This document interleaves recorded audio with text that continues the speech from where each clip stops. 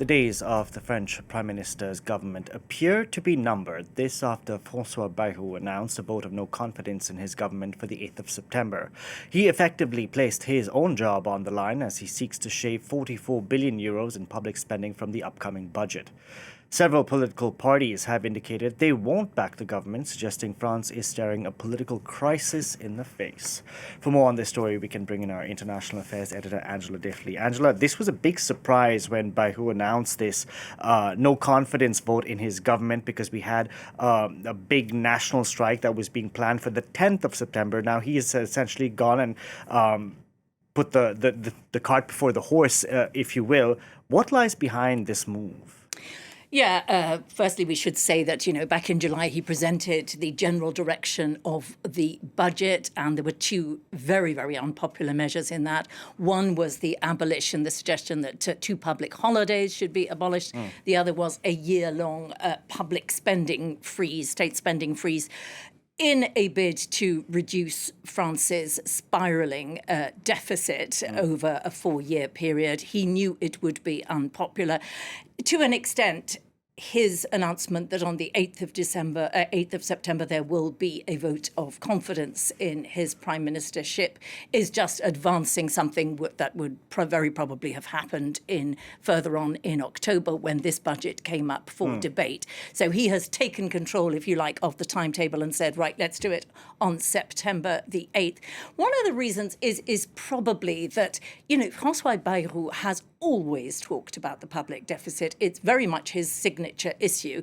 And it looks very much like he didn't really want to compromise on this budget, that he felt that previous ones had been diluted to an extent that they were no longer doing what they were supposed to do, which was to help reduce the deficit. He doesn't see any room for movement. He very likely thought that this would be voted down, and it would have been. And so he, in a sense, wants to say, I will be proved right in the long term. Events will show that I was right, and I will preserve my position, perhaps looking ahead to 2027 presidential elections. That is a possibility.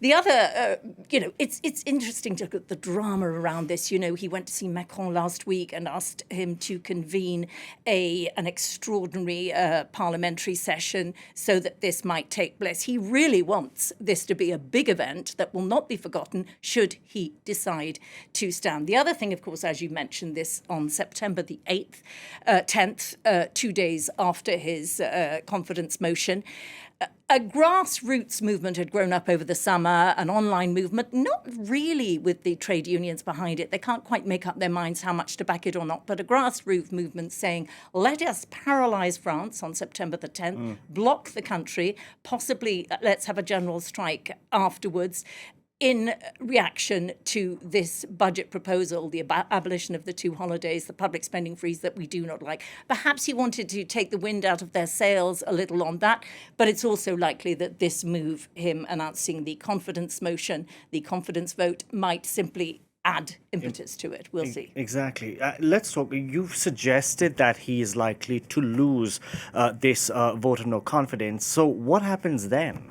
Yeah, it looks, if you look at the arithmetics, extremely unlikely that he will get through this. It looks very much like the government will fall. And then what are the options? Emmanuel Macron, the president, can appoint a new prime minister who would face the same problems and the same difficulties. That is not a very appetizing option, but it's one option. The other option Macron has is that now that a year has elapsed since the last parliamentary elections here in France, constitutionally he can now dissolve the government and call fresh elections. He does not want to do that, not least because last time it has been widely considered it was a disastrous decision and came up with a very inconclusive result, which was open to very many interpretations, so that you had the left saying we won broadly, you had the far right saying we won. It was very difficult to actually interpret and left everybody open to different interpretations. He does not want that. Now, on the far right, Marine Le Pen has said he should dissolve Parliament. That is also because she is likely, her party will do very well if he does. They did last time. On the far left, we have Jean-Luc Mélenchon saying, All of this stems back to Macron's disastrous decision a year or so ago to dissolve Parliament. He should resign, and Mélenchon has said he will be tabling a motion for impeachment of Emmanuel Macron on September the 23rd. You know, the French electorate are really getting frustrated by this. A year of deadlock. This is the second prime minister in a year since the last parliamentary elections. All of the options are rife with difficulties. There is no easy way out. It is a very unsettling situation for the French voters to be in. And the deficit still remains, which is the funny part. So, and how are the markets reacting to all of this? Well, as you might imagine, borrowing costs have leapt up because basically the markets see two problems. One is instability, should the government fall. That in itself is something that the markets do not like, investors do not like. The other is impasse, that Bayrou might fall, a new prime minister might be reappointed. The same situation exists. The same difficulty to get a budget passed exists. And so nothing is really solved. There is real worry about how all of this might impact on the euro as well, on a wider level. And, we've had the finance minister this morning saying, it could not be discounted the fact that the IMF might have to step in to bail France out. Now, a lot of people have been saying that was unnecessarily alarmist, and the reason he said it was to further the chances of Bayrou getting through this motion of no confidence. But it's an indication of just how serious this is. France is at 5.8%.